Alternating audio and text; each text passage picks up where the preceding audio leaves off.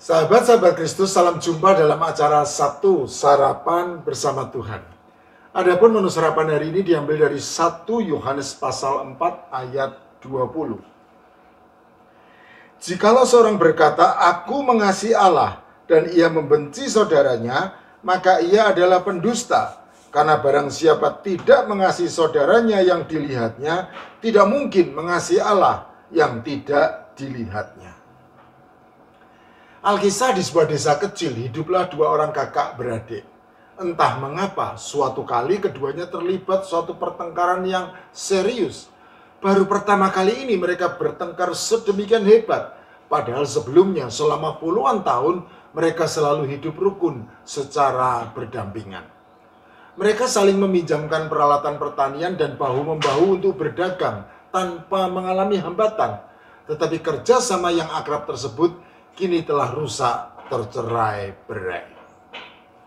Pertengkaran tersebut sejatinya disebabkan kesalahpahaman belaka yang kemudian dengan cepat berkembang menjadi suatu perbedaan pendapat yang besar tanpa ada titik temu. Konfrontasi tanpa mau saling mengalah itu puncaknya meledak dalam bentuk caci maki yang sangat menyakitkan hati, sehingga pada gilirannya memisahkan persaudaraan mereka. Beberapa hari sudah berlalu dan mereka tidak lagi saling bertegur sapa. Minggu demi minggu berlalu dan kebencian semakin menjauhkan kasih persaudaraan di antara kakak beradik tersebut.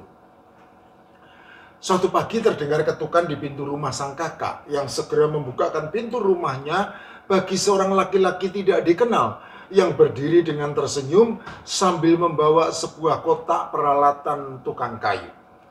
Laki-laki itu dengan sopan berkata, "Maaf Tuan, saya sedang membutuhkan pekerjaan. Mungkin Tuan berkenan memberi beberapa pekerjaan untuk saya selesaikan." "Oh ya, kebetulan sekali," jawab sang kakak dengan antusias. "Saya mempunyai sebuah pekerjaan untukmu. Coba lihat ladang pertanian di seberang sungai sana dengan sebuah rumah di dekatnya. Itu adalah rumah tetanggaku." "Ah, maaf. Sebetulnya ia adalah rumah adikku yang tidak tahu diri. Minggu lalu ia mengeruk tanah dengan bulldozer serta mengalirinya dengan air sehingga menjadi sungai kecil yang memisahkan ladang pertanian dan rumah kami masing-masing. Barangkali ia melakukan hal itu dengan maksud untuk menunjukkan sikapnya yang tidak sudi lagi bersua dengan saya. Tetapi saya akan membalasnya dengan setimpal. Di situ ada tumpukan kayu.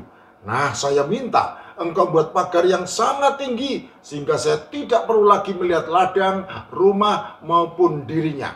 Pokoknya saya ingin melupakan adikku." Tukang kayu itu tersenyum dan berkata, "Saya sudah paham maksud Tuan. Jadi saya akan mengerjakannya dengan segera dan pasti hasilnya akan membuat hati Tuan menjadi gembira. Mohon biarkan saya bekerja tanpa pengawasan untuk hasil yang terbaik." Kemudian sang kakak pergi ke kota untuk berbelanja berbagai keperluan rumah tangga maupun ladang pertaniannya. Dan dengan demikian meninggalkan tukang kayu itu mengerjakan tugas yang dimaksudkan sebagai suatu pembalasan dendam atas perbuatan sang adik yang sudah membuat sungai pemisah di antara mereka. Sepanjang hari tukang kayu itu bekerja dengan sangat keras, mengukur, menggergaji kayu, dan memaku. Di sore hari pada saat sang kakak pulang dari kota, ia segera mengunjungi lokasi tempat si tukang kayu bekerja dan mendapati fakta yang mencengangkan. Ternyata sama sekali tidak ada pagar tinggi seperti yang ia minta. Sebaliknya, justru yang nampak adalah sebuah jembatan melintasi sungai kecil yang dibuat oleh adiknya. Jembatan itu begitu indah dan menghubungkan ladang miliknya dengan ladang milik adiknya.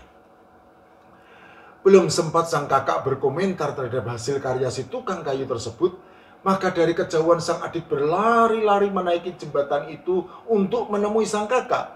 Dengan kedua tangan terbuka lebar dan mulut tersenyum, sang adik lalu berkata, "Kakakku, engkau sungguh sangat baik hati dan sama sekali bukan pendendam. Jembatan yang begitu indah ini adalah bukti nyata dari kasihmu kepadaku. Oleh karena itu, maafkan aku dan sikapku yang tidak pantas kepadamu. Mendengar permintaan maaf dari sang adik, maka sang kakak pun menjabat tangan adiknya, dan kasih persaudaraan itu kembali terjalin seperti semula. Mereka lalu berpelukan di tengah jembatan dan saling memaafkan dengan disaksikan oleh si tukang kayu, yang segera membenahi segala peralatan pertukangannya dan bersiap-siap untuk pergi. Menyadari hal itu, maka sang kakak berkata, "Hei, tolong jangan pergi dulu. Tinggallah beberapa hari lagi di sini, karena kami punya banyak pekerjaan lagi untukmu." Si tukang kayu dengan ramah menjawab, "Terima kasih untuk pekerjaan hari ini. Sebetulnya saya juga ingin tinggal lebih lama di tempat yang penuh kasih ini.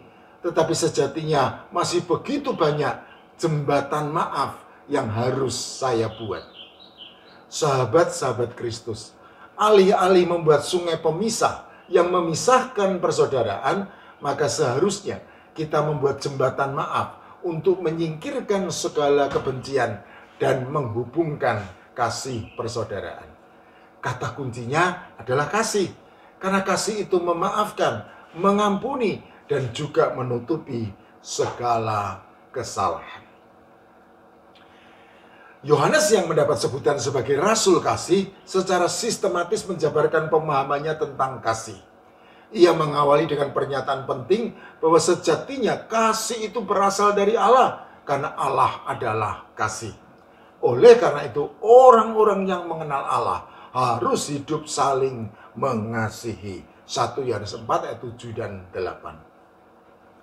Dasar alasan untuk hidup saling mengasihi sangat sederhana, lanjut Yohanes, yaitu karena Allah telah lebih dulu mengasihi kita. 1 Yohanes pasal 4 ayat 19.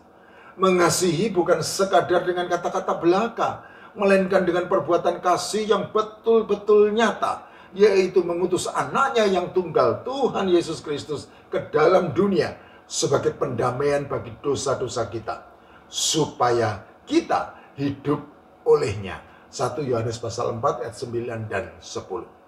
Jadi, karena Allah telah sedemikian rupa mengasihi kita, maka seharusnya kita juga hidup saling mengasihi. 1 Yohanes pasal 4 ayat 11. Sebagai penutup, Yohanes kembali menegaskan bahwa hidup saling mengasihi sejatinya merupakan bukti nyata dari orang-orang yang mengasihi Allah. Itulah sebabnya secara sarkastis ia menulis, "Jikalau seorang berkata, 'Aku mengasihi Allah,' dan ia membenci saudaranya, maka ia adalah pendusta.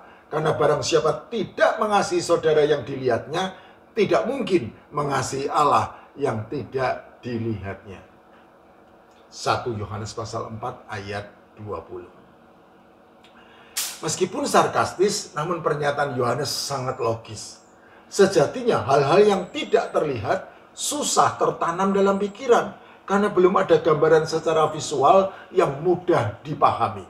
Sebaliknya, apa yang dilihat oleh mata cenderung memberi kesan yang sangat kuat pada pikiran, karena secara visual sudah nampak jelas tergambar tanpa perlu membayangkan dalam angan.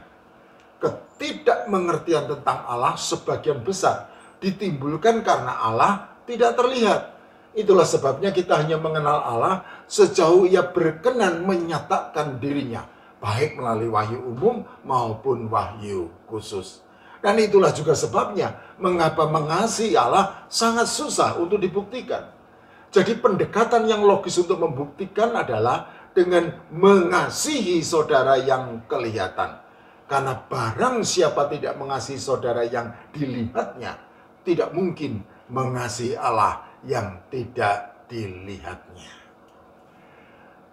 Lagu berikut ini memberi suatu peringatan kepada kita untuk mengasihi Allah dengan cara mengasihi saudara-saudara kita. Amin. Mengasihi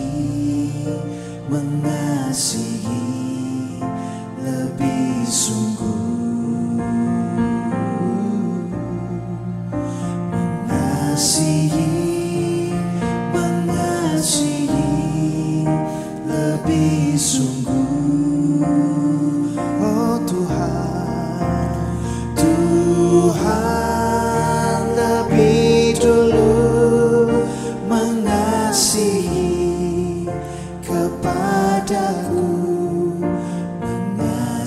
mengasihi